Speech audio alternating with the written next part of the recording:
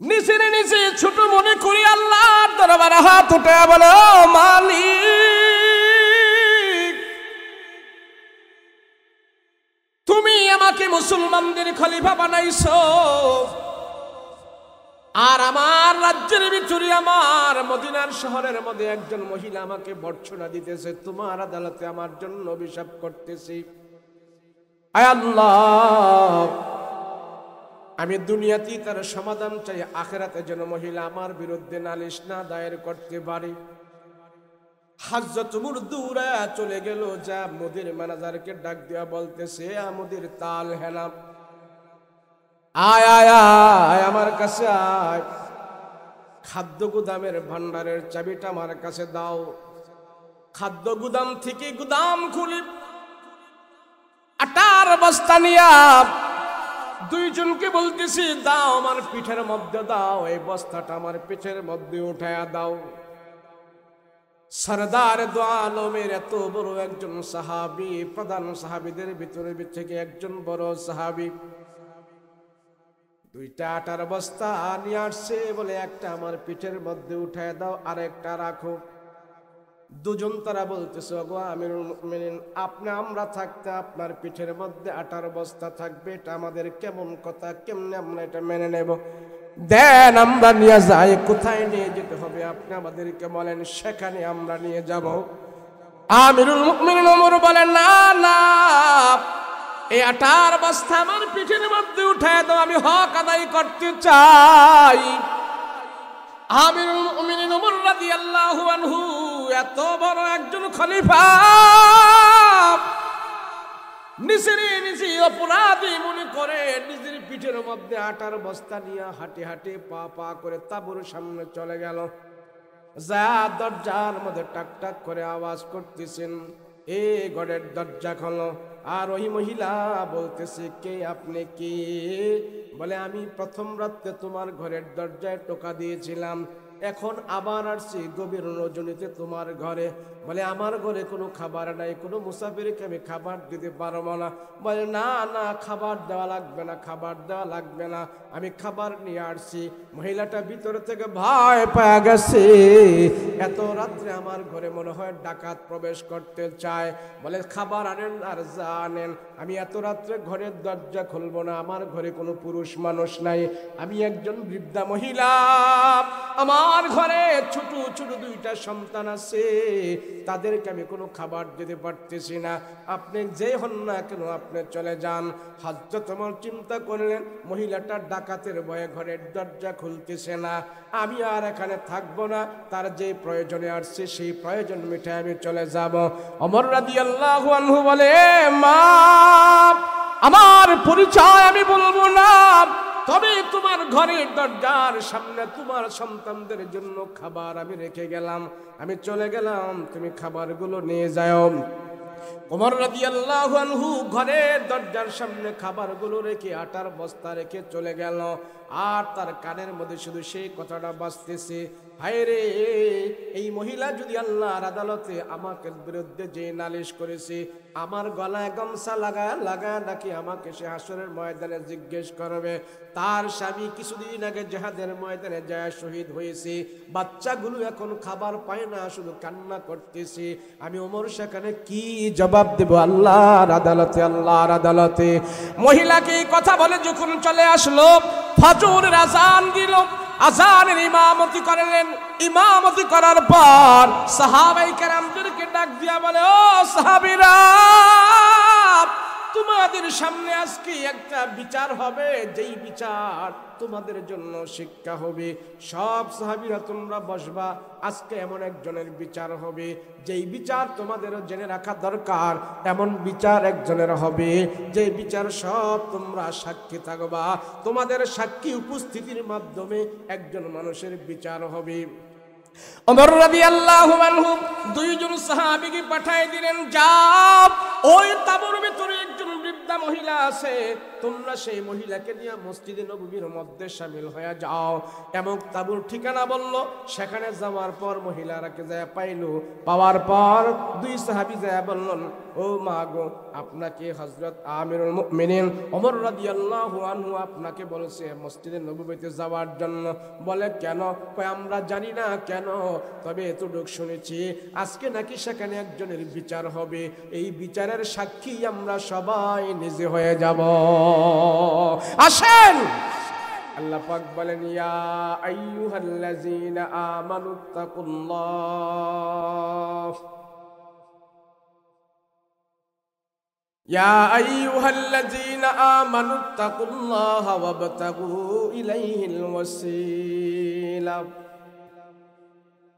ওয়াসিলাতা ওয়াজাহিদু ফি সাবিলিহি লাআল্লাকুম তুফলিহুন।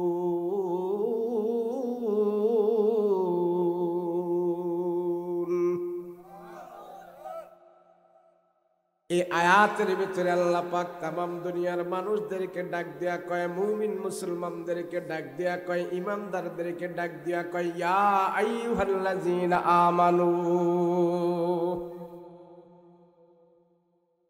আমানুত্তাকুল্লাহা ওয়াবতাগু ইলাইহিল ওয়াসিলা। খুব ভালো করে বুঝছেন। আল্লাহ পাক রব্বুল আলামিন তার মায়ার দয়ার বান্দাদেরকে ডাক দিয়া কয়, ও বান্দারা, তোমাদেরকে আমি আল্লাহ যাদেরকে বেশি ভালোবাসে তারা হলেন ইমানদার, তারা হলো মুমিন, তারা হলো মুসলমান, তারা হলো নামাজি, তারা হলো হাজি, তারা হলো গাজী। এই নামাজি ইমানদার বান্দাদেরকে আল্লাহ ডাক দিয়া কয়, ইয়া আইয়ুহাল্লাযীনা আমানুত্তাকুল্লাহ, হে ইমানদারেরা, তোমরা আমার আল্লাহকে ভয় পাইবা, আমার আল্লাহকে তোমরা ভয় করবা। আর ওয়াবতাগু ইলাইহিল ওয়াসিলা, তোমাদের সম্পর্কটা হবে, তোমাদের উসিলাটা হবে ওয়াবতাগু ইলাইহিল ওয়াসিলা ওয়াজাহিদু ফি সাবিলিহি লাআল্লাকুম তুফলিহুন। ওয়াবতাগু ইলাইহিল ওয়াসিলা,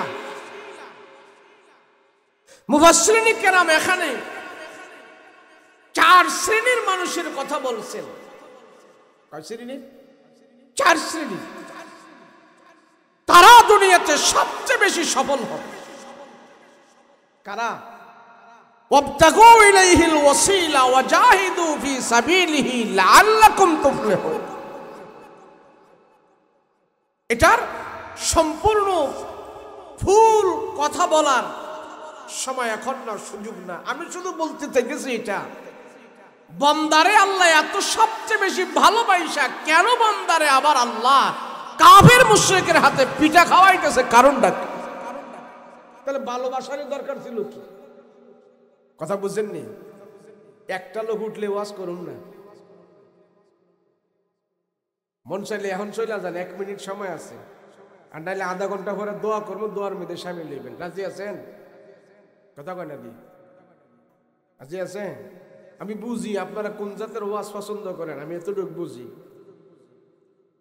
আপনাকে এখানে গাগরা আছে নি? গাগরা, হ্যাঁ, এই গাগরা সম্মেলনে আমি আইছি, কিন্তু গতবার না আইছি। বাংলাদেশ ঘুইরা বয়ান কইরা কোন এলাকার মানুষ কোন জিনিস খায় বেশি এটাও আমরা চিনি,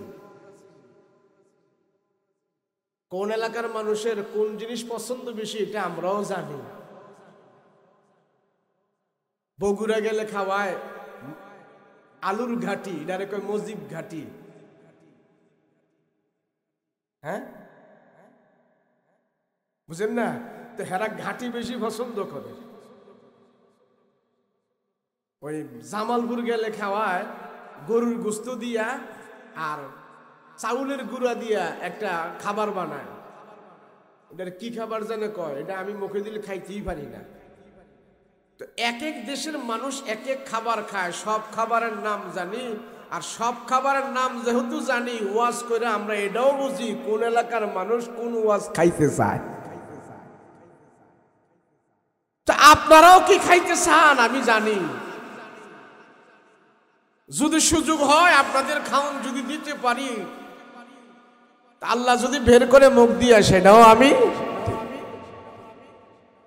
ওয়াবতাগু ইলাইহিল ওয়াসিলা, আপনার সম্পর্কটা কার সাথে হবে?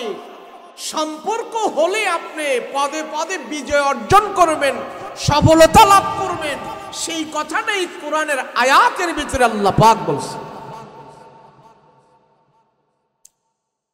রসুলের সাথে যারা চলাফেরা করতেন, নবীজির সাথে সম্পর্ক ছাড়া, নবীজির সাথে সংযোগ ছাড়া, নবীজির সাথে ভালোবাসা ছাড়া কোন কাজের ভিতরে এরা সফলতা পায় নাই। কথা বলেন ঠিক কিনা? দেখা গেছে ইসলাম গ্রহণ করার আগে তাদের মূল্যায়ন ছিল না, দাম ছিল না। ইসলাম গ্রহণ করার আগে কেউ তাদেরকে দাম দিত না, কিন্তু ইসলাম গ্রহণ করার পর এমন ভাবে আল্লাহ তাদেরকে সম্মানিত করেছে, মদিনায় বসে বসে তারা সারা দুনিয়া পরিচালনা করেছে। সারা দুনিয়া। এর ভিতরে একজন মানুষ হলেন সিদ্দিক আকবর আবু বকর রাদিয়াল্লাহু আনহু, আরেকজন হলেন ফারুক আজম ওমর রাদিয়াল্লাহু আনহু। এই পৃথিবীর দুই ভাগের এক ভাগ ওমর আঙ্গুলের হেলনে ইশারায় পুরা পৃথিবীর অর্ধেক পৃথিবী শাসন করেছে। কেমনে?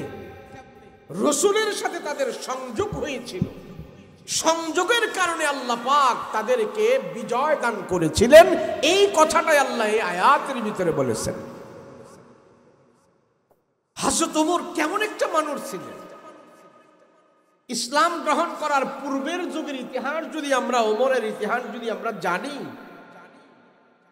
তাহলে আমাদের মাঝে এমন একটা অবস্থা হবে, হায় হায় মানুষটা কি এমন, মানুষটা এত পাওয়ারফুল, দামি কেমনে হইল? ওমর কিন্তু ইসলাম গ্রহণ করার আগে এত জ্ঞান গর্ব একটা লোক ছিল না, সাদা সিধা মানুষ ছিল। ওমর কি ছিল? আমার কথা কয় না, আওয়াজ করেন না। সাদা সিধা। আপনাদের দেশে কি কয়? সাদা সিধা কয় না? আমাদের কুমিল্লা কয় মগা। কি কয়? রংপুরেরা কয় অগা। বগুড়া গেলে কয় মফিজ। ঢাকা কয় আবুল। মাদারীপুর শিবচর হেদিক দা কয় হামদু। বরিশাল গেলে, ওই বরিশালের হেদিকে গেলে কয় খেবু ভরার বলদ। এমন একটা আন্তাজ ছাড়া মানুষ ছিলেন হযরত ওমর।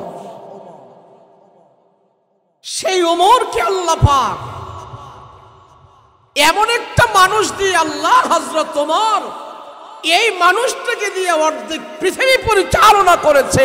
ওমরের কারণে নয়, আমার রসুলের সাথে সংযোগ হওয়ার কারণে। কথা বলেন ঠিক কিনা? আমি আর আপনিও যদি মাদ্রাসার সাথে, কোরআনের সাথে, ইসলামের সাথে, নামাজের সাথে, রোজার সাথে, তাকওয়ার সাথে, তাহাজ্জুদের সাথে, দাড়ি টুপির সাথে, আখিরাত নিয়ে চিন্তা করি, আমার সময়টা যদি দ্বীনিয়াল ইসলামের সাথে হয়ে যায়, আমার আপনার সম্মান আল্লাহ দুনিয়া আখিরাতে বাড়াই দিবে। হযরত ওমর একদিন রাস্তা দিয়া যাইতেছে, সব সাহাবীরা যাইতেছে সাথে। তো ওমর সব সাহাবীদেরকে থামাই দিলেন, দাঁড়াও, দাঁড়াই। তো হযরত ওমর বিশাল বড় মরুভূমির দিকে তাকায়া কান্না শুরু করে দিছে। চোখের পানি পড়তেছে, ঝরঝর করে চোখের পানি পড়তেছে। সাহাবীরা জিজ্ঞেস করলেন, ওগো ওমর, আপনি তো পুরা পৃথিবীর অর্ধেক জাহানের খলিফা, আপনার সম্মানের অভাব নাই, সম্পদের অভাব নাই, কিন্তু আপনার চোখে পানি কেন? আমরা এটা জানতে চাই। দাড়িগুলো ভিজায় ফেলছেন, বুকটাও ভাসায় ফেলছেন, কারণটা কি? হযরত ওমর কোনো কথা কয় না, মরুভূমির দিকে, চাটিয়াল ময়দানের দিকে তাকায় তাকায় শুধু কান্না করতেছি, কান্না করতেছি। চোখের পানি ছেড়ে ছেড়ে শুধু কান্না করতেছে। সাহাবীরা সঙ্গীরা বলে, ওগো ওমর, আপনার তো পৃথিবীতে কোনো কিছুর অভাব নাই, কিন্তু চোখে আপনার কেন এত পানি? কিসের অভাবে, কিসের কারণে আপনি এত কান্না করেন? কারণটা কি আমরা একটু জানতে চাই গো ওমর। হযরত ওমর বলে, সাহাবীরা রে, আমার কোনো কিছুর অভাব নাই। এই যে চাটিয়াল ময়দান দেখতেছো, মরুভূমিটা দেখতেছো, তোমরা তো জানো না। তোমরা শুধু জানো আমি একজন তোমাদের খলিফা, আমি তোমাদের নেতা, আমি তোমাদের একজন আমির, কিন্তু আমার আগের জিন্দিগির খবর তোমরা জানো না। এই যে চাটিয়াল ময়দানটা আমি দেখলাম, বিশাল বড় মরুভূমিটা দেখলাম, জানো জানো ইসলাম গ্রহণ করার আগে আমি এই মরুভূমির রাখাল ছিলাম। এই রাখাল থেকে আল্লাহ আমাকে রসুলের কাছে আনলেন, আমার রসুলুল্লাহর হাতে হাত রেখে কলমা পড়ে মুসলমান হয়েছি। আজকে মুসলমান হওয়ার পরে আল্লাহ পাক আমাকে অর্ধ জাহানের খলিফা বানায়া দিছি। হযরত ওমর রাদিয়াল্লাহু আনহু বলে, ও সাহাবীরা, আরে আমার চোখে পানি দুনিয়ার কিছু জন্য না, আমার চোখের ভিতরে পানি দুনিয়ার কোনো কিছুর জন্য না। আমি ওমর কান্না করতেছি। আমি এত বড় দামি হইলাম আমার নিজের কারণে নয়, আমি এত বড় সম্মানে হইলাম আমার নিজের কারণে নয়। আমাকে আল্লাহ তোমাদের খলিফা বানাইছে, আমাকে আল্লাহ এত বড় বানাইছে আমার কারণে নয়। আমি তো নগণ্য একজন গোলাম ছিলাম, আমি এই মাঠের একজন রাখাল ছিলাম। এই মাঠের ভিতরে আমি সারাদিন রৌদ্রে পুড়িয়া বৃষ্টিতে ভিজিয়ে আমি ছাগল বকরি চড়াইতাম। আমার বাবা সকালবেলা ছাগল বকরিগুলো দিয়ে আমাকে মাঠের মধ্যে পাঠাই দিতেন, আবার বিকাল বেলা বাবার কাছে ছাগল বকরিগুলো গনে গনে আমি জমা দিতাম। আমি মনে ছিলাম একজন রাখাল, আমার এত সম্মান ছিল না, আমার এত দাম ছিল না, আমার এত ইজ্জত ছিল না। আজকে সে রাখাল থেকে টান দিয়ে আল্লাহ পাক আমাকে অর্ধ জাহানের খলিফা বানায়া দিছি।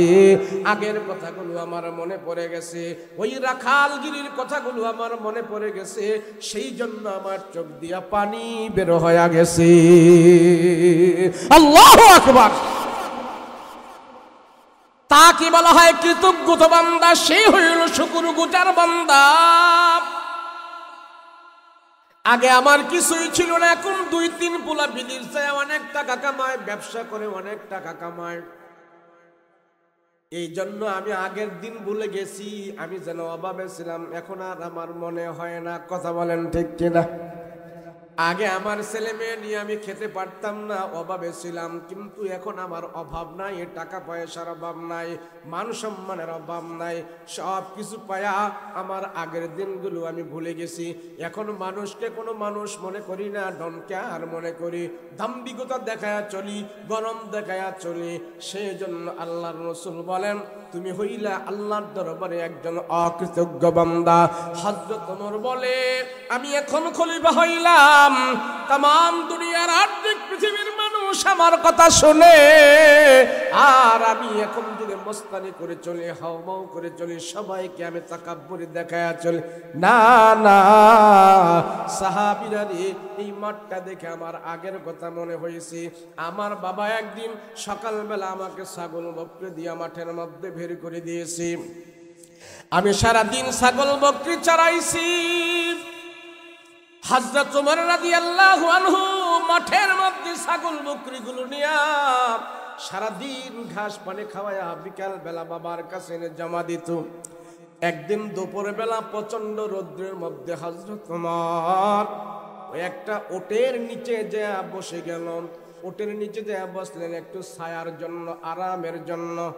আর সে ওটটা হযরত ওমরের মাথার মধ্যে লাদায়া দিছি, মাথার মধ্যে লাদায়া দিছে, মাথা থেকে সেই পায়খানাগুলো সরাইতে ওমরের মনে নাই।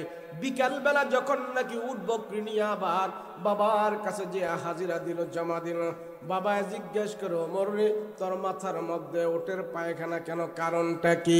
হযরত ওমর বলে, আমি দেখলাম আমার মাথার মধ্যে ঠিকই তো পায়খানা আছে, এই পায়খানাটা সরাইতে আমার মনে নাই।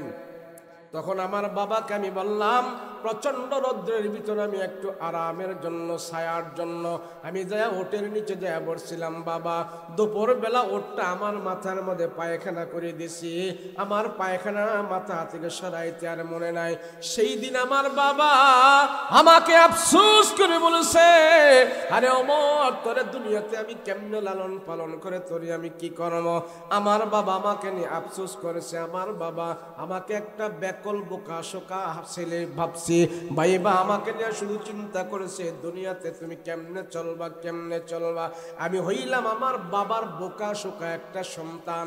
সেখান থেকে আল্লাহ পাক আমাকে এত সম্মান দিছে, আমাকে এত ইজ্জত দিছে, আমাকে আল্লাহ আবার জাহানের খলিফা বানায়া দিছে। আল্লাহু আকবার।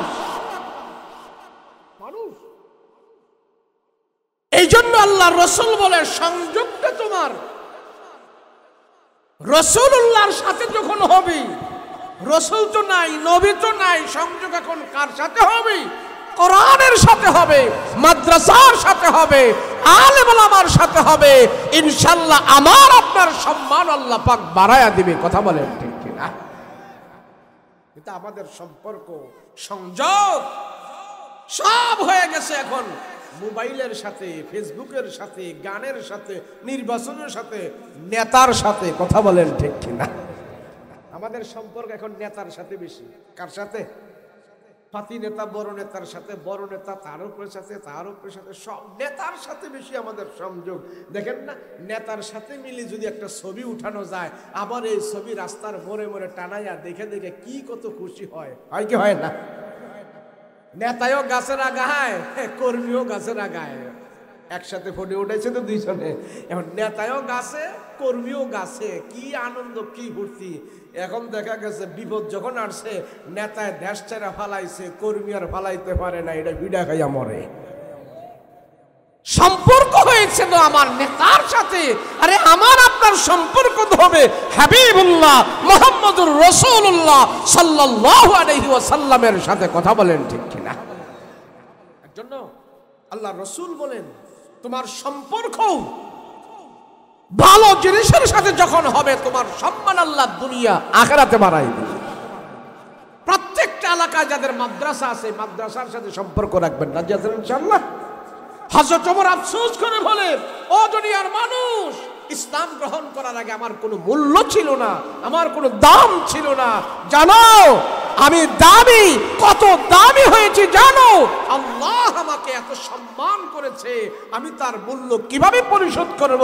হযরত ওমরের কথায়, ওমরের মতের সাথে মত মিলাইয়া কোরআনের 14 জায়গায় আল্লাহ আয়াত নাজিল করে দিয়েছে। আমার ওয়াজ কি বুঝেন? বুঝেন? সময় কম, কথা বেশি, এর জন্য আমি তাড়াতাড়ি বলতেছি, দোয়া করে দেব। হযরত ওমর এমন একটা বোকা মানুষ, কিন্তু যখন তার আগের জিন্দেগীর কথাগুলো স্মরণ রাখে, হায় হায়, আরে আমি তো এত দামি ছিলাম না, তখন এই মনটাকে ছোট করে দেয়, মনটাকে নরম করে দেয়। খলিফা হওয়ার পরেও, প্রধান হওয়ার পরেও, আমির হওয়ার পরেও যখন আল্লাহর ভয় এবং মন নরম থাকে, তখনই সেই মানুষের প্রাপ্য হক আদায় করার চিন্তা করে। কথা বলেন ঠিক কিনা? আর যখন নাকি ক্ষমতা পেয়ে গেছে, ক্ষমতা পেয়ে গেছে, বড় কিছু হয়ে গেছে, এখন আর মানুষের হক প্রাপ্য আদায় করতে দ্বিধাবোধ করে না। এই জন্যই তো বাংলাদেশে চোরের সংখ্যা বেশি। কতক্ষণ ঠিক না? আপনারা যেই দল করেন, সারা দুনিয়াতে বাংলাদেশ চোর উপাধিতে আখ্যায়িত আছে। কি উপাধিতে? আমি তো অনেক সময় বলি যে এই বাংলাদেশ র‍্যাব, বিডিআর, থানা, রিমান্ড, যত কিছু আপনারা করেন, সব কিছু দিয়া এদেশের চুরি বন্ধ করা যাবে না। কোরআন থেকে শুধু একটা আইন করেন। আমাদের হুজুররা অনেকেই আমরা বলি, শুধু আমরা একটা কথা আপনাদের কাছে আবদার রাখি, কোরআন থেকে শুধু একটা আইন করেন। একটা আইন করলে বাংলাদেশ 50% ভালো হয়ে যাবে। কয় পার্সেন্ট? কথা কন না, কয় পার্সেন্ট? কি? চুরির ধরা পড়লে হাত কেটে দাও। কিসে ধরা পড়লে? চুরির ধরা পড়লে হাত কেটে দাও। হাতে নাতে প্রমাণ পেয়েছে, হাত কেটে দাও। কোরআন বলে হাত কেটে দে। একজন এমপি মন্ত্রী যদি হাত কাটা যাইতো, বাকি ফাতি নেতা যা ছিল সব ঠিক হয়ে যাইতো। কথা কোন ঠিক কিনা? খালি একজন।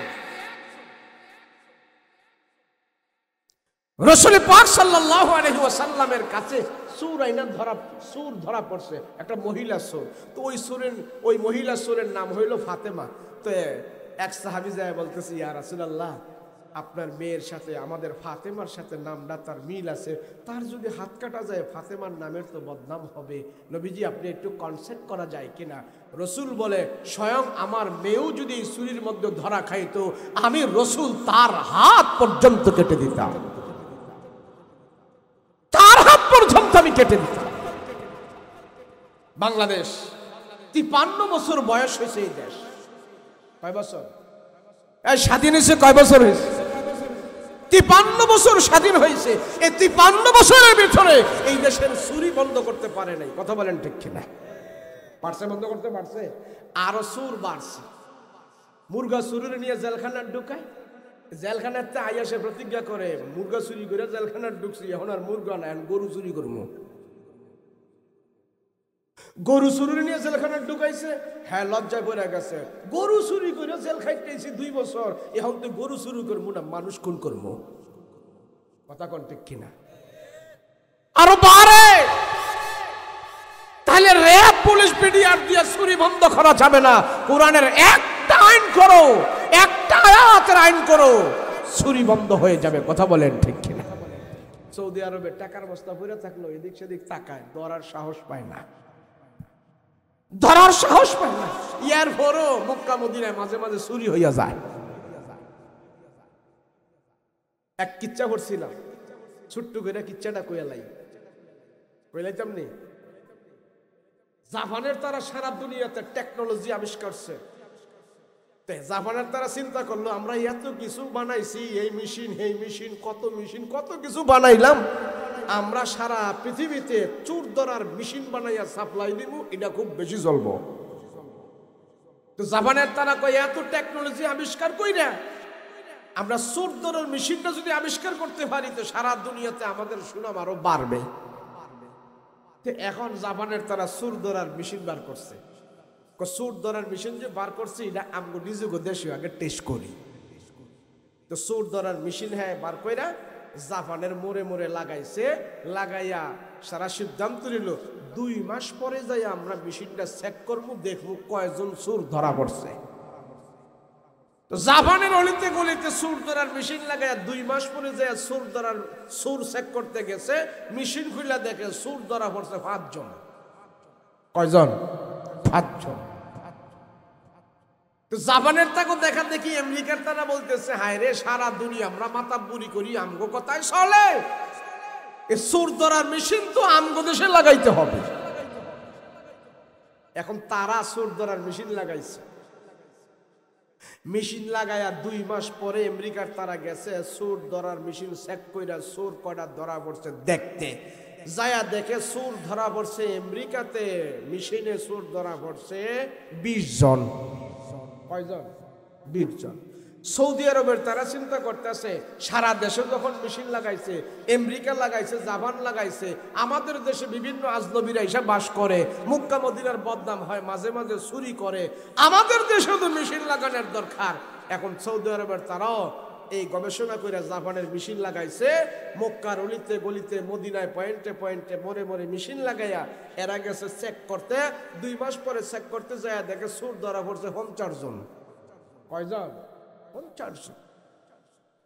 সৌদি আরব যখন লাগাইলো, এখন চিন্তা করতেছে পাকিস্তানের তারা, আমাদের দেশেও চোর আছে বহুত, আমাদের সংখ্যা বেশি, তো পাকিস্তানের তারাও চোর ধরার মেশিন লাগাইছে, লাগাইয়া মোড়ে মোড়ে লাগাই দিছে। এখন 2 মাস পরে যায় তারা চোর ধরার মেশিন যে চেক করছে, চেক করে চোর ধরা পড়ছে 100। কয়শো? তো বাংলাদেশের তারা চিন্তা করতেছে, সারা দুনিয়াতে চোর হিসাবে আমরা আখ্যায়িত, আরব দেশের ভিতরে আমাদেরকে দেখলে কয়, বাঙালি আন্তা গিরগির আলী বাবা, বাঙালি আলাতুল গিরগির আলী বাবা। মানে তুই সুর বদবদ করস, কাম করস না। তো এই যে সুরের একটা বদনাম বাংলাদেশে আছে, তো বাংলাদেশের ঊর্ধ্বতন কর্মকর্তারা সিদ্ধান্ত নিল আমরাও সুর ধরার মেশিন লাগাই। তো ধরেন না, গুলিস্তান, মতিঝিল, পল্টন, বাইতুল মোকাররম সব জায়গার আশেপাশে এমন সুর ধরার মেশিন লাগাইছে। লাগাইয়া বড় বড় দায়িত্বশীল মন্ত্রণালয় যারা আছে এরা 2 মাস পরে যা গেছে সুর ধরার মেশিন চেক করতে, কয়জন সুর ধরা পড়ছে। এখন তারা যে যায়া বড় বড় অফিসাররা গেছে, বাচ্চাদের কথা বন্ধ হয় না,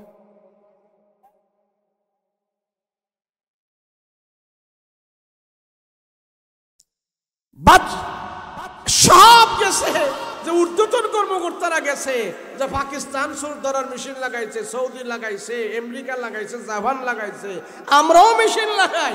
এখন বাঙালিরাও মেশিন লাগাইছে, মতিঝিল, পল্টন, বাইতুল মোকাররম, গুলিস্তান, জিরুফেন সব জায়গায় সুর ধরার মেশিন লাগাইছে। কেরে র্যাব নামায়া, সীতা নামায়া, কুবরা নামায়া, বিডিআর, আর্মি, পুলিশ টুলিশ যা আছে এগুলো তো দেশের চুরি বন্ধ করা যায় না, চুরির সংখ্যা আরো বাড়তেছে।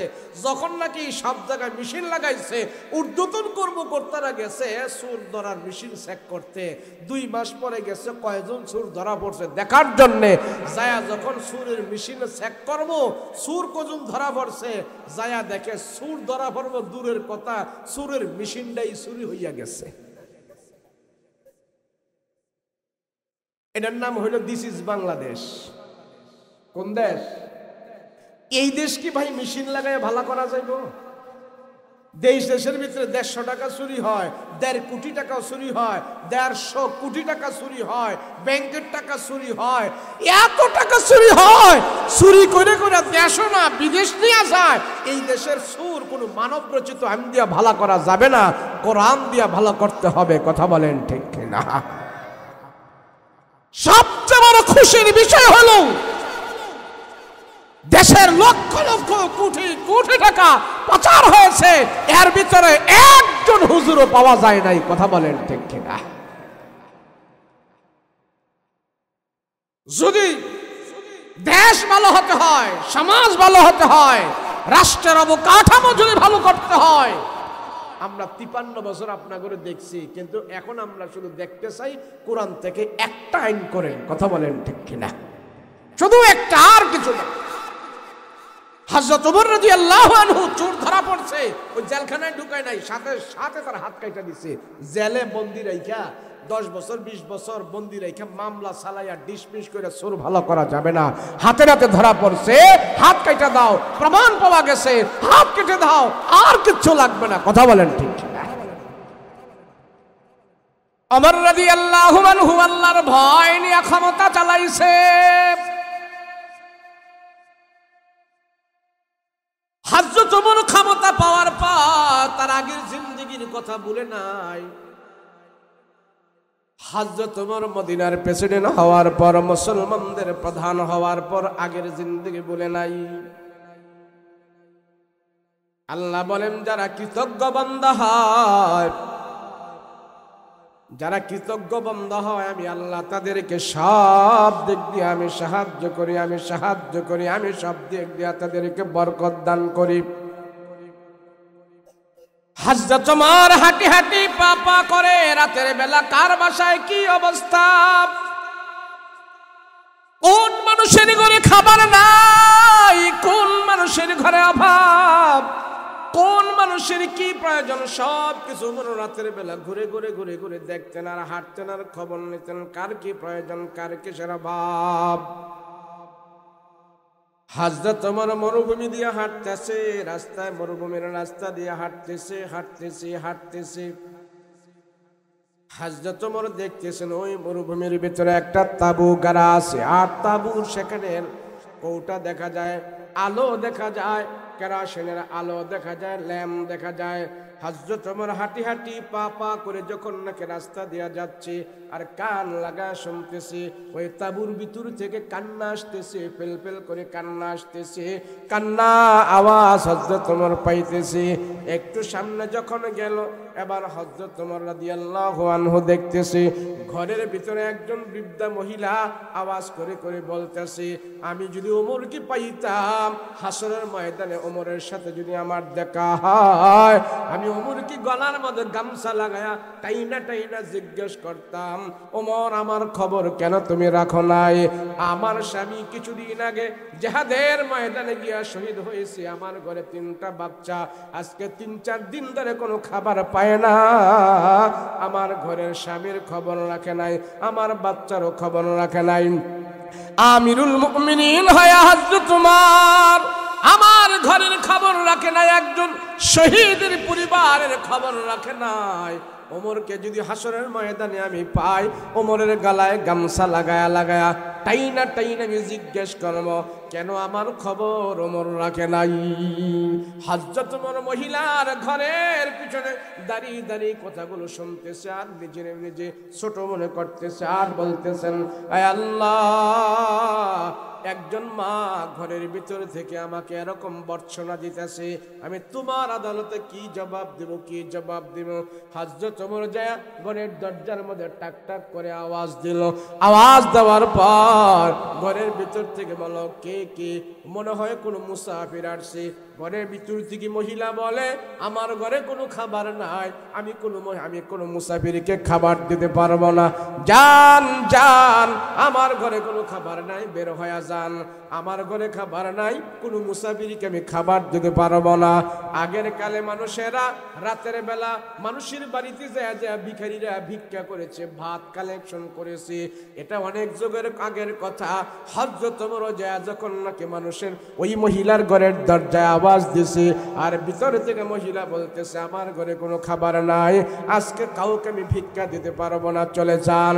আবার হযরত ওমর টাক টাক করে আওয়াজ করে, আর ভিতর থেকে মহিলা বলে, আমাকে বিরক্ত করবেন না, এক্ষুনি চলে যান, আমি আপনার জন্য ঘরের দরজা খুলবো না, সারা দিন সারা রাত ডাকলেও আমি ঘরের দরজা খুলবো না, চলে যান। আমার ঘরের ভিতরে অভাব, আমার 2-3টা সন্তান, এক মুহূর্তের জন্য তাদেরকে আমি খাবার দিতে পারি না, কে আমার ঘরের সামনে চলে যাও। হযরত ওমর রাদিয়াল্লাহু আনহু লজ্জায় পড়ে যায়, নিচে নিচে ছোট মনে করি আল্লাহর দরবারে হাত উঠে বলে, ও মালিক, তুমি আমাকে মুসলমানদের খলিফা বানাইছো, আর আমার রাজ্যের ভিতরে আমার মদিনার শহরের মধ্যে একজন মহিলা আমাকে বর্ষনা দিতেছে, তোমার আদালতে আমার জন্য অভিশাপ করতেছি। আয় আল্লাহ, আমি দুনিয়াতেই তার সমাধান চাই, আখিরাতে যেন মহিলা আমার বিরুদ্ধে নালিশ না দায়ের করতে পারে। হযরত ওমর দৌড়ে চলে গেল, যা মুদির ম্যানেজারকে ডাক দিয়া বলতেছে, মুদির তাল হেনা, আয় আয় আয় আমার কাছে আয়, খাদ্য গুদামের ভান্ডারের চাবিটা আমার কাছে দাও। খাদ্য গুদাম থেকে গুদাম খুলি আটার বস্তা নিয়া দুইজনকে বলতেছি, দাও আমার পিঠের মধ্যে দাও, এই বস্তাটা আমার পিঠের মধ্যে উঠায়া দাও। সরদার দু আলমের এত বড় একজন সাহাবী, প্রধান সাহাবীদের ভিতরে থেকে একজন বড় সাহাবী,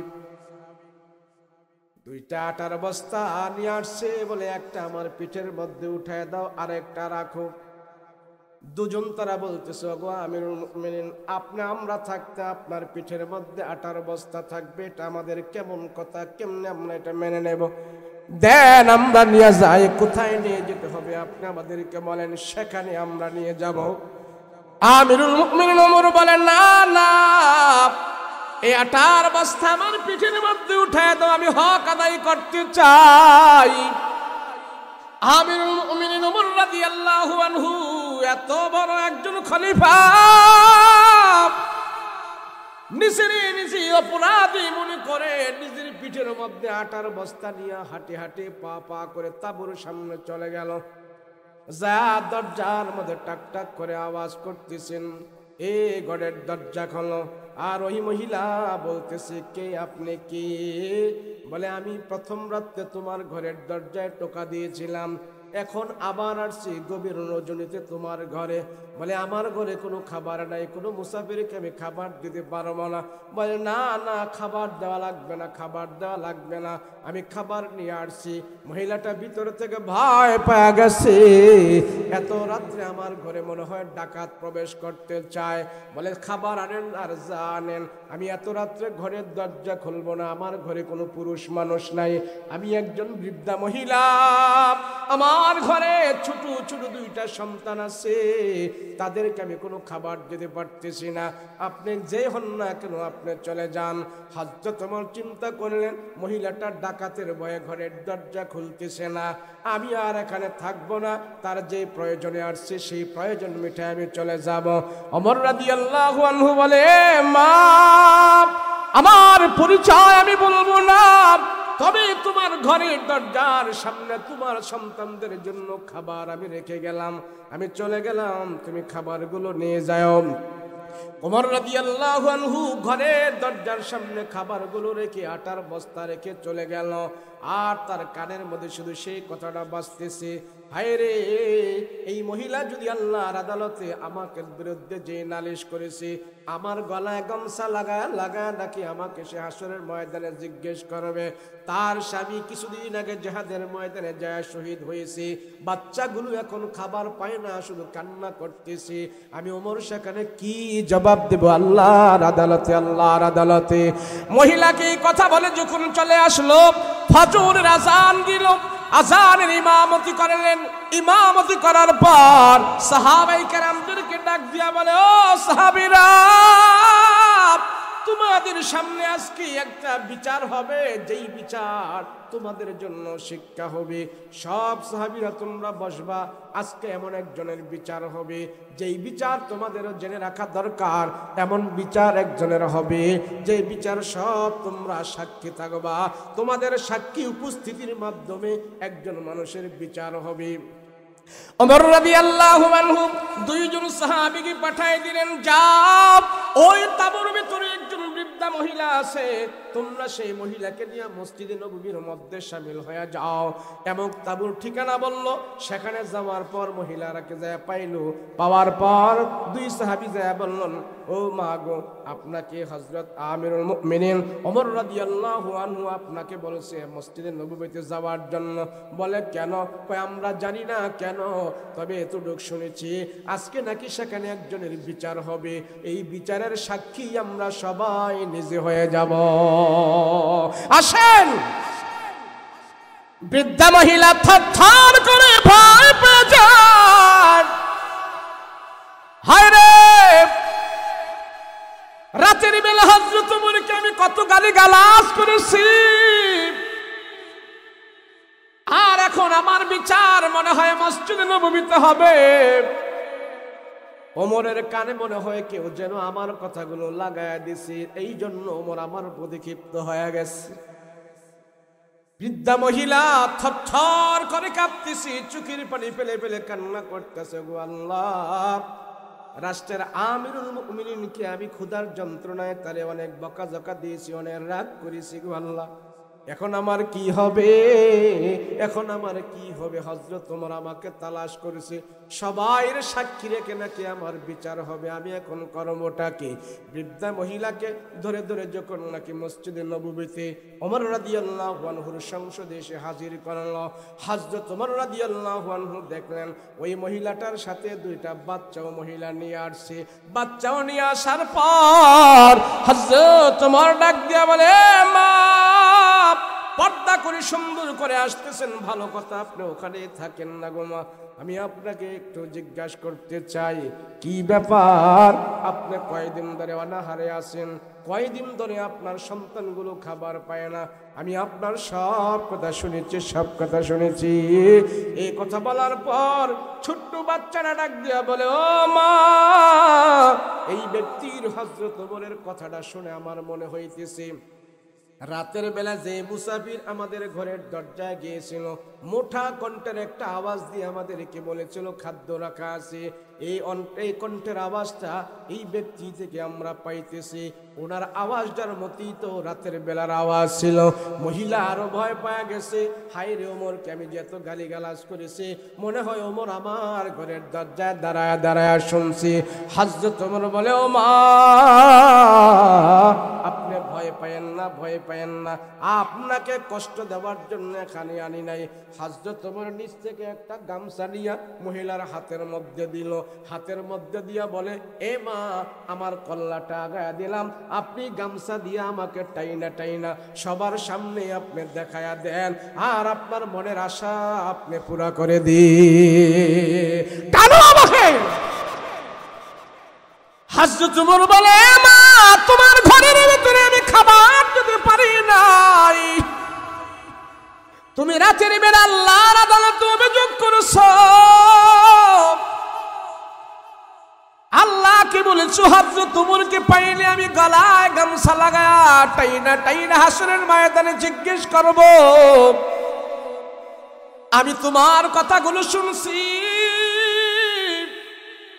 হাসরের ময়দানে আমার গলায় গামছা লাগায়া জিজ্ঞেস করার আগে তুমি আমাকে মদিনায় এখনো সবার সামনে টাইনা টাইনা জিজ্ঞেস করো। আমি হাসরের ময়দানে অপরাধী হতে চাই না।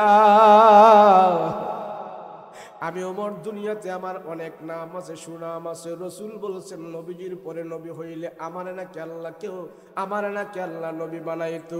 এতটুক সম্মান যে নবী আমাকে দিয়েছে, হাসরের ময়দানে আমি তকমা নিয়ে উঠতে চাই না, তোমার বদদুয়া নিয়ে উঠতে চাই না, তোমার অভিযোগ নিয়ে হাসরের ময়দানে আমি উঠতে চাই না। হাসরের ময়দানে তুমি আমাকে গামছা লাগায়া পরে বিচার কইরো। এই যে মসজিদ ভর্তি যত সাহাবীরা আছে সবাইকে সাক্ষী রেখে আমি বলতেছি, আমার কল্লায় গামছা লাগায়া লাগায়া তুমি আমার টাইনা টাইনা এখন তুমি প্রতিশোধ নিয়ে নাও। তারপরও হাসরের ময়দানে আমার ওমরের ব্যাপারে আল্লাহর কাছে অভিযোগ কইরো না। নাও আমারে তুমি টেনে টেনে তোমার মনের ইচ্ছা তুমি পুরো করে নাও। সুবহানাল্লাহ। এটা ছিল নেতা। রসুলের কাছ থেকে সে সমাজ পরিচালনা শিখেছে, নবীজির কাছ থেকে সে সমাজের ব্যবস্থাপনা শিখেছে। হযরত ওমর বলে, আমি রসুলের ডাইনে বামে সামনে পিছনে নবীজির সব থেকে আমি ঈমান হাসিল করেছি, আর সেই ঈমান দিয়া আমি রাষ্ট্র পরিচালনা করি। আমার রাষ্ট্রে এমন একজন মানুষ আমার বিরুদ্ধে তহমত দিবে, আমার বিরুদ্ধে আল্লাহর দরবারে অভিযোগ করবে, এই অভিযোগ নিয়ে আমি হাসরের ময়দানে দাঁড়াইতে চাই না। বলেন সুবহানাল্লাহ। তাহলে আমার দেশে যারা নেতাগিরি করে, আমার দেশে যারা সর্দারি করে, আমার দেশে যারা বিচারাচার করে, হযরত ওমর থেকে শিক্ষা নিয়ে যদি সমাজের ব্যবস্থাপনা করত, হযরত ওমরের বিন্দুমাত্র কিছু অংশ নিয়েও যদি তারা সমাজ পরিচালনা করত, এই সমাজে এত চোর বাড়ত না। কথা বলেন ঠিক কিনা? তোমার মদিনায় একবার ভূমিকম্প আরম্ভ হয়েছে। মদিনার ভূমিকম্প, ছেলে মেয়ে নারীরা বৃদ্ধ মানুষেরা ঘর থেকে বের হয়ে গেছে, মাটি কাঁপাকাঁপি শুরু করছে। তো গরিব মানুষ, বৃদ্ধা মহিলা, এরা ঘর থেকে বের হয়ে হাউমাউ করে কাঁদতেছে, মাটি নাড়াচ্ছে, গাছপালাগুলো নাড়তেছে। হযরত ওমর রাদিয়াল্লাহু আনহু তখন রানিং প্রেসিডেন্ট। হযরত ওমর ঘর থেকে বের হয়ে দেখলেন ব্যাপার, মদিনার মাটি নাড়াচাড়া করতেছে, মানুষগুলো সব অসহায় পড়েছে। হযরত ওমর চিন্তা করলো, আমি এই রাষ্ট্রের বর্তমান প্রেসিডেন্ট, আর এই মদিনার মাটিতে আমার রসুল ঘুমিয়ে আছে। সেই রসুল থেকে আমি ঈমান গ্রহণ করে সেই ঈমান দিয়ে আমি রাষ্ট্র পরিচালনা করি, আমার কোথায় কি ভুল হয়েছে? তো নিজে মোরাকাবায় বসে গেল। আমার কোনো অন্যায়ের কারণে মনে হয় মদিনার মানুষগুলোর এত কষ্ট দিচ্ছেন আল্লাহ পাক। মুরাকাবা মুশাহাদায় বসে হযরত ওমর চিন্তা করতেছে, আমার কোন গুনাহ হয়েছে, আমি কি অপরাধ করেছি? না হয় মদিনায় এই মুসলমানের উপরে এত বিপদ আসলো, মানুষগুলো থরথর করে কাঁপতেছে, কান্না করতেছে, কারণটা? হযরত ওমর মুরাকাবা মুশাহাদায় বসে যায়। মুরাকাবা মুশাহাদা করে চিন্তা করে দেখতেছে, না না, আমি তো এমন বড় কোনো পাপ করি নাই, বড় কোনো অন্যায় করি নাই, তারপরেও মদিনার বুকে আল্লাহ পাক এমন গজবটা কেন দিল, কারণটা কি? হযরত ওমর চিন্তা ভাবনা করে দেখতেছি, আমি ওমর রসুল থেকে ঈমান গ্রহণ করেছি, রসুলের ডাইনে বামে সামনে পেছনে থেকে ঈমান গ্রহণ করেছি, ওই ঈমান দিয়ে আমার মদিনা আমি পরিচালনা করি। এই মদিনার 3.5 হাত নিচে আমার রসুল ঘুমন্ত আছে, আর আমি 3.5 হাত উপরে আছি। এরপর আল্লাহ পাক গজব দিয়া কেন মদিনার মাটিগুলো কাঁপাকাঁপি করবে, মদিনার মানুষগুলোকে কেন কষ্ট দিবে? মদিনার মানুষের চোখের মধ্যে পানি দেখা যাচ্ছে, গরু বাছুর নিয়ে তারা সব বের হয়ে গেছে। হযরত ওমর বলে, তাদের কষ্ট যদি হয় আর আমি ওমর যদি প্রেসিডেন্ট হই, হয়তো কোনো লাভ নাই। কোন কারণে হইল, কারণটাকে আমি একটু জানতে চাই। আমি ওমর তো ইচ্ছা করে কোনো কবিরা গুনাহ করি নাই, তাহলে আমার প্রেসিডেন্ট বানায়া, আমাকে আমির বানায়া আল্লাহ মদিনায় কেন ভূমিকম্প দিবে? হযরত ওমরের মাথার মধ্যে এটা ধরতেছে না, কেন আল্লাহ এমন করে? ইমানদারের শাসন, ইমানদারের শাসন। হযরত ওমরের হাতের মধ্যে যে চাবুক ছিলেন, ব্যাট ছিল, মদিনার সব মানুষদের দেখতেছে, হাউমাউ করে কান্না করে। হযরত ওমরের হাতের ভিতর থেকে চাবুকটা বের করে, মদিনার মাটির মধ্যে জোরে জোরে করে 3টা আঘাত করলেন। এ মাটি থাম থাম, আমি এখনো জীবিত আছি, আর আমার রসুল এই মদিনায় 3.5 হাত মাটির নিচে ঘুমন্ত আছে। যেই রসুল মদিনার মাটিতে আছে, সেই মাটি এইভাবে কাঁপাকাঁপি করবে, মানুষদেরকে কষ্ট দেবে, ইমানদারদেরকে কষ্ট দেবে? না না, এটা হতে পারে না। হযরত ওমর মাটি যে কাঁপাকাঁপি করতেছে, ভূমিকম্প নাড়াচাড়ি করতেছে, হযরত ওমর হাতের চাবুক দিয়ে এমন জোরে জোরে 3টা আঘাত করে বলছে, মাটি থাম, এক চুল পর্যন্ত নাড়াচাড়া করবা না। আমার নিজের মতে আমি মদিনার রাষ্ট্র পরিচালনা করি না, আমার ওমরের ব্রেন দিয়ে আমি মদিনার রাষ্ট্র পরিচালনা করি না, আমার রাসূলুল্লাহর তরিকা অনুযায়ী আমি মদিনার ব্যবস্থাপনা কায়েম করেছি। মদিনার মানুষদের খবর নেই, মদিনার রাষ্ট্র আমি ওমর আমার নিজের মধ্যে চালাই না, আমার রাসূলুল্লাহর আদর্শ মতো আমি চালাই। তাইলে কেন মদিনার মানুষদেরকে কষ্ট দিবা পারবি না? থাম, এই থাম থাম বলে যখন নাকি ওমর মদিনার মাটিতে আঘাত করেছি, আজ পর্যন্ত 14 বছর হয়ে গেছে, 1400 বছর হয়ে গেছে। 1400 বছরের ভিতরে এখন পর্যন্ত মদিনার মাটিতে কোনোদিন আর ভূমিকম্প হয় নাই, কোনোদিন আর হয় নাই।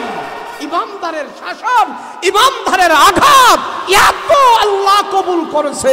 ওমর, তুমি বলছো তোমার নিজের মতো রাষ্ট্র পরিচালনা করো নাই, তুমি বলছো রাসূলুল্লাহর মতে তুমি সমাজ পরিচালনা করো, আমি আল্লাহ ওয়াদা করেছি আর মদিনার বুকে ভূমিকম্প দিব না। সুবহানাল্লাহ।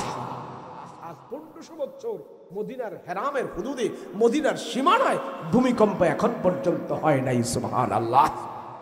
এখান থেকে আমাদের জন্য শিক্ষা, আমাদের সমাজ ব্যবস্থা, আমাদের রাষ্ট্রীয় ব্যবস্থা, আমাদের রাষ্ট্রের অবকাঠামো যদি আজকে তাদের আদর্শ নিয়ে যদি আমাদের সমাজ ব্যবস্থা হয়, আমাদের রাষ্ট্রীয় ব্যবস্থা হয়, তাহলে আমাদের এই রাষ্ট্রের ভিতরে আল্লাহর বড় বড় গজব আযাব থেকে আমরা মুক্ত থাকবো। কথা বলেন ঠিক কিনা? তাহলে আমরা গুনাহ বেশি করব না? কথা কয় না? গুনাহ বেশি করব? হ্যাঁ, এখানে যারা আছেন আজকে সকালে কোরআন তেলাওয়াত করছেন কে? মাশাআল্লাহ, মাশাআল্লাহ। মাদ্রাসায় যারা আছেন তারা না, মাদ্রাসার বাহিরে আওয়াম লোক, জনসাধারণ, একজন আর একজনকে আপনি। আলহামদুলিল্লাহ, আল্লাহ ভরপুর কামিয়াবি দান করুক, বলেন আমিন। আমরা এমন এমন জায়গায় যাই, এখানে তো তেমন না, বহুত লোক থাকে, অঞ্চলের বিভিন্ন এলাকার নাম বলবো না, অনেক লোক থাকে। যদি জিজ্ঞেস করি আজকে সকালে কোরআন তেলাওয়াত করছেন কে, একজনেরও হাত ওঠে না, একজনেরও হাত ওঠে। অথচ আপনারা এখানে 2-3জন যাই হাত উঠাইছেন। বর্তমান যুগের জন্য যারা সকালবেলা কোরআনে কারীম তেলাওয়াত করতেছে, বর্তমান সময়ের জন্য আপনি ধরে নেন এই ব্যক্তিটা দিনের শুরুতে সবচেয়ে সবচেয়ে বড় উত্তম একটা ইবাদত করেছে, এবং যেই মহল্লায় করেছে, যেই সমাজে করেছে, ওনার দ্বারা সেই সমাজে সেই মহল্লায় আল্লাহর রহমত আল্লাহ অবধারিত নাযিল করে। একটা ব্যক্তি যদি এইভাবে কোরআন তেলাওয়াতের কারণে সমাজে রহমত আসে, তো একটা মাদ্রাসার ভিতরে যে হাজার হাজার ছেলেরা পড়াশোনা করতেছে, রাতের বেলা 3টা বাজে উঠে তারা যে কোরআনে কারীম তেলাওয়াত করতেছে, আর এই তেলাওয়াতের আওয়াজ আল্লাহ মাত্র এলাকার যত মুর্দারা কবরের ভিতরে আছে সবার কবরের ভিতরে আল্লাহ নেকি বানিয়ে পৌঁছায় দিতেছে। কথা বলেন ঠিক কিনা? তাহলে মাদ্রাসাগুলো দরকার আছে না নাই? বলেন আছে না নাই? মাদ্রাসা যদি না থাকতো, আপনি একটু চিন্তা করেন তো, যদি হুজুর না থাকতো, আলেম ওলামা না থাকতো, মাদ্রাসা না থাকতো, অবস্থাটা কেমন হইতো? হিন্দু আর আমার মধ্যে কোনো তফাৎ থাকতো? কথা বলেন না? খ্রিস্টান আর আমার মধ্যে কোনো তফাৎ থাকতো? তাহলে আমার ঈমান, আমল, সুন্নাহ, আখিরাতের জিন্দেগি, জান্নাত এগুলি সব সহজ করে দিয়েছেন এই মাদ্রাসার ফ্যাক্টরি। কথা বলেন ঠিক কিনা? মাদ্রাসাগুলো জারি রাখবেন তো ইনশাআল্লাহ? ছেলে মেয়ে মাদ্রাসায় দিবেন তো ইনশাআল্লাহ? দিবেন তো ইনশাআল্লাহ? আল্লাহ সবাইরে কবুল করেন, বলেন আল্লাহুম্মা আমিন। আল্লাহ সবাইকে মাদ্রাসার সাথে সম্পৃক্ত থাকার তৌফিক দান করেন, বলেন আল্লাহুম্মা আমিন। আপনারা অনেকক্ষণ পর্যন্ত এখানে বসে আছেন, আপনাদের ধৈর্য আছে। আমি আরো অনেক আগেই বসার কথা ছিল, কিন্তু বিভিন্ন উলামায়ে কেরাম এত সুন্দর বয়ান করছে, আপনার ঘরে কেমনে আবার আমি চলে আই আগে আগে। এই যে এতক্ষণ বয়ান শুনছেন, এরপরে আপনার এতক্ষণ পর্যন্ত বসে আছেন, বলেন এই বসা থাকাটার ভিতরে লাভ হয়েছে কি? শেষ শেষ লাভ হয়েছে কি বলেন দেখি? আজকের এই মাহফিলের কারণে আপনারা এখানে ধরেন না 8টা থেকে নিয়ে এখন 12টা পর্যন্ত 4.5 ঘন্টা এখানে ব্যক্তি বসা ছিলেন, এই 4.5 ঘন্টা আপনাদের কি লাভ হইল বলতে পারেন? হ্যাঁ, লাভটা একটা লাভ, অনেক লাভ হয়েছে, এর ভিতরে একটা লাভের কথা বলি। এই যে 4 ঘন্টা এখানে আপনারা বসেছিলেন, আপনার 50, 60, 70 বছরের হায়াত থেকে আজকের এই মাহফিলের 4টা ঘন্টা আল্লাহর আদালতে গুনাহমুক্ত হয়ে পৌঁছে গেছে। বলেন এখানে যে বসেছিলেন কোনো গুনাহ করছেন আপনারা? এই গুনাহ করছে? পিছনে দেখি বিড়ি টিড়ি খাইছেন বইয়া? বিড়ি খাইছেন? তো না দি কয় না, তো খাইছে মনে হয়। এই মাহফিলে বসে বিড়ি খাইছেন বসে? তো নাড়া জোরে করতে পারেন না? তো 4 ঘন্টা এখানে বসেছিলেন, বিড়ি খান নাই, গান শোনেন নাই, গালিগালাজ করেন নাই। এই 4 ঘন্টা হতে পারে আপনার নাজাতের একটা রাস্তা হয়ে যাবে। কথা বলেন ঠিক কিনা? আপনাকে যদি আল্লাহ বলে 70 বছরের হিসাব দাও, তোমার আমি 60 বছর হায়াত দিয়েছি, 70 বছর হায়াত দিয়েছি, হিসাব দাও। একটা ব্যক্তি দ্বারাই বলেন তো যে আমি আল্লাহরে আমার 60 বছরের হিসাব পাই টু পাই বুঝাই দেব? আছে কেউ? এই আছেন কি? ও মা 60 বছরের হিসাব তো দূরের কথা, আপনার জীবনে কয় গ্লাস পানি খেয়েছেন মনে আছে? কথা কয় না? আছে? কয় কাপ চা খাইছেন হিসাব দিতে পারবেন? কয় প্লেট খাবার খেয়েছেন হিসাব দিতে পারবেন? অথচ এই হিসাবটা দেওয়া যাবে। আল্লাহর ফেরেশতারা এই হিসাবটা লিখে রাখছে। বাইতুল হাবিব, দারুল উলুম মাদ্রাসা ও এতিমখানা, কন্যা মণ্ডল, হাফেজ ছাত্রদের পাত্রী প্রদান উপলক্ষে বক্তারা এসে বয়ান করছে। আমরা সেখানে 4 ঘন্টা বসেছিলাম, 4 ঘন্টা কোনো গুনাহ করি নাই। আপনি বলতে পারবেন, এবং আপনাকে ফেরেশতারা স্মরণ করে দিবে, আল্লাহ আপনার এই বান্দা 4 ঘন্টা গুনাহমুক্ত ছিল, এই 4 ঘন্টায় সে কোনো গুনাহ করে নাই। ফেরেশতারা বলবে আমরা তোমার আমল নামায় লিখে রাখছি 70 বছর থেকে এই মাহফিলের কারণে 4 ঘন্টা তোমার আমল নামায় কোনো গুনাহ হয় নাই। বাড়িতে যাওয়ার সময় তুমি তাওবা ইস্তিগফার করে বাড়িতে গেছো, সেটাও আমরা লিখে রাখছি। আল্লাহ বলে স্মরণ করাই দাও, বান্দার তাওবা কবুল করে আমি গুনাহ মাফ করে দিয়েছি। তো মাহফিলে আসলে বসলে বললে লাভ না লস? কথা বলেন, লাভ না লস? এই যে এখানে এত বড় আয়োজন করলো তারা, তাদের সবচেয়ে বড় লাভ হইল এই এলাকার মানুষগুলোকে মাদ্রাসার কারণে, মাহফিলের কারণে এতগুলো মানুষকে তারা আজকে মাহফিলকে কেন্দ্র করে অর্থায়ন খরচ করে, সময় দিয়ে, শ্রম দিয়ে, এই বাগান সাজিয়ে সব মানুষগুলোকে তারা 4 ঘন্টা গুনাহমুক্ত সময় উপহার দিয়েছেন। কথা বলেন ঠিক কিনা? এক যাদের কারণে আপনারা গুনাহমুক্ত ছিলেন, তারা তাদের আমল নামায় আজকে সবচেয়ে বড় নেকির একটা ভান্ডার তৈরি করে নিয়েছে। আমরা এখানে বসে যত নেক কামাই করলাম, এই নেকের ভাগিদার সর্বপ্রথম যারা এই ব্যবস্থাপনাটা, যারা এই পরিবেশটা উপহার দিয়েছে আল্লাহর আদালতে, তারা একটা অংশ পাবে। কথা বলেন ঠিক কিনা? এমনি ভাবি সবাই সবাইকে যখন নেক কাজে সহযোগিতা করব, আমার দ্বারা আমার ছেলে গুনাহ করে না, আমার দ্বারা আমার মেয়ে গুনাহ করে না, আমার দ্বারা আমার সমাজের মানুষ গুনাহ করে না, আমার কারণে আমার সমাজের মানুষ গুনাহ থেকে মুক্ত থাকতে পারে, নাফরমানি থেকে মুক্ত থাকতে পারে। এটা হলো বর্তমানে সবচেয়ে বড় নেকের কাজ, যে আমার দ্বারা সমাজের মানুষ গুনাহ থেকে যায় না, গুনাহ থেকে বাঁচে। সে নবীওয়ালা কাজ আদায় করে দিয়েছে, নবীওয়ালা কাজ করছে। এর জন্য আমরা এই মাহফিলে এসে বসে ওয়াজ শুনেছি, মুনাজাত করব, খুশি না বেজা? এর চেয়ে আর খুশির কোনো বিষয় হতে পারে না। আমরা একটি নেক কাজে অংশগ্রহণ করেছি, 4 ঘন্টা আমরা গুনাহমুক্ত ছিলাম। এর চেয়ে এই মহল্লায় এখন বর্তমানে ভালো কোনো আমল কাজ নাই। কথা বলেন ঠিক কিনা? প্রতি বছর আপনারা এখানে আসবেন, মাহফিল শুনবেন, মাদ্রাসার সাথে সম্পৃক্ত রাখবেন, ছেলে মেয়েদেরকে মাদ্রাসায় দিবেন। এই যে ছেলেরা জানাজার নামাজ পড়াইল, এটা তো শুধু একটা স্যাম্পল জানাজার নামাজ দেখাইল। আরে শুধু জানাজার নামাজ নয়, এখন মৌলবীরা যদি রাষ্ট্রটা দেয়, এই রাষ্ট্রটাও চোর মুক্ত করে, এই রাষ্ট্রের সব জায়গা থেকে দুর্নীতি মুক্ত করে এই রাষ্ট্র শুদ্ধভাবে পরিচালনা করার ক্ষমতা মাওলানা মৌলবীরা রাখে। কথা বলেন ঠিক কিনা? মনে করেন না শুধু মাদ্রাসায় জানাজা পড়ায়। জানাজা এটা তো লাশ ফিনিশিং, মরার পর, মরার আগে কেমনে শুদ্ধ হয়ে কবরে যেতে হবে, সব ব্যবস্থাপনা এখন মাদ্রাসায় শিখায়। কথা বলেন ঠিক কিনা? সব শিক্ষা মাদ্রাসায় শিখায়, বাংলা, অঙ্ক, ইংরেজি যত আছে মাশাআল্লাহ সব শিক্ষা শিখায়।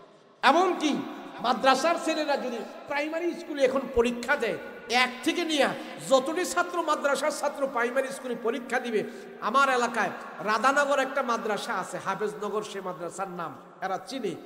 1 থেকে নিয়ে 40 জন ছাত্র প্রাইমারি স্কুলে পরীক্ষা দিছে। তো হুজুর আমারে বলল যে ভাই, আমাদের মাদ্রাসার 1 থেকে 40 জন ছাত্র আমরা পরীক্ষা দিছি, স্কুলেরও পরীক্ষা দিছে, কিন্তু খুশির সংবাদ হইল স্কুল এবং মাদ্রাসা মিলাইয়া 1 থেকে 40 পর্যন্ত রেজাল্ট আমাদের মাদ্রাসার ছেলেদেরই আসছে।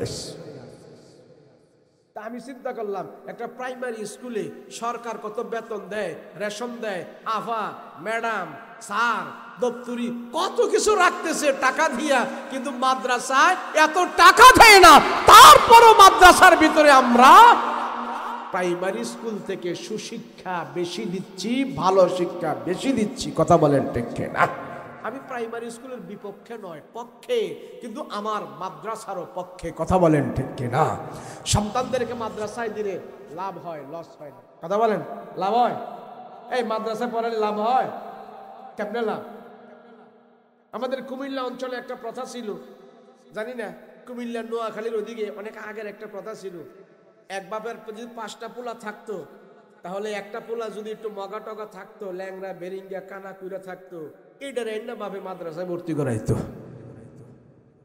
আমরা কিন্তু সেটা আছে, আগে ছিল, এখন নাই। কিন্তু এখন চোখ ফুটছে, দেখা গেছে যেটা ল্যাংরা খুরা বেরিঙ্গা মার্কা আকুল টাকুল কম, এটার না মাদ্রাসায় ভর্তি করাইছে। মাদ্রাসার ডাইলের পানি খাইয়া, হুজুরদের তালিম খাইয়া এই বেরিঙ্গাটা এখন এমন ভালো হয়েছে, ওই 5টার চেয়ে এখন এটার দাম বেশি হয়ে গেছে। কথা বলেন ঠিক কিনা? তো মাদ্রাসা পড়ালে লস নাই, লাভ কি? লাভ আমার সন্তান আমার মৃত্যুর পরে আমার কবরের পাশে দাঁড়িয়ে সূরা ইয়াসিন তেলাওয়াত করে, এরপরে আমার কবর থেকে বিদায় দিয়ে আসবে। আর 1 খতম কোরআনের 1 খতম সূরা ইয়াসিন যে একবার তেলাওয়াত করবে, আল্লাহ তারে কোরআনের 10 খতম সওয়াব দান করে দিবে। তাহলে আমার ছেলে আমার কবরের পাশে দাঁড়িয়ে সূরা ইয়াসিন একবার পড়ছে, 10 খতম কোরআনের সওয়াব আমার কবরে চলে গেছে। মরার পরে এর চাইতে বেশি আর কি পাইতে পারে? কথা বলেন ঠিক কিনা? একজন সন্তানদেরকে মাদ্রাসায় দিবেন, রাজি আছেন ইনশাআল্লাহ? মাদ্রাসা মসজিদের সাথে সম্পৃক্ত থাকলে, টাকা টোকা দিলে, খেদমত করলে দুনিয়াতে অভাবে অনটনে থাকবে এমন প্রমাণ নাই। দুনিয়াতে আল্লাহ তার সম্মান ইজ্জত বাড়ায়া দিবে, এটা বাস্তবে আমরা নিজেরা প্রমাণ। আমরা নিজেরা প্রমাণ। মাদ্রাসায় জায়গা জমি দিয়ে টাকা দিই, মানুষ দুনিয়াতে অভাবে পড়ে যাবে, নিঃস্ব হয়ে যাবে এমন নজির নাই। আল্লাহ তারে আরো সম্মান বাড়ায়া দিবে। কথা বলেন ঠিক কিনা? যাই হোক, অনেক কথা বললাম। আল্লাহ এই কথাগুলোর উপরে আমল করার তৌফিক দান করেন। এই মাদ্রাসাকে আল্লাহ কবুল করেন। বলেন আল্লাহুম্মা আমিন। জোরে বলেন আল্লাহুম্মা আমিন। আল্লাহ এই মাদ্রাসাকে কবুল করো। আল্লাহ যারা জায়গা দিল, যারা টাকা দিল, যারা পয়সা দিল, যারা শ্রম দিল, যারা বুদ্ধি দিল, যারা পরামর্শ দিল, যে যেইভাবে সহযোগিতা করতেছেন, প্রত্যেকের সহযোগিতা আল্লাহ দুনিয়া আখিরাতে তুমি খায়ের ও বরকত দান করো। বলেন আল্লাহুম্মা আমিন।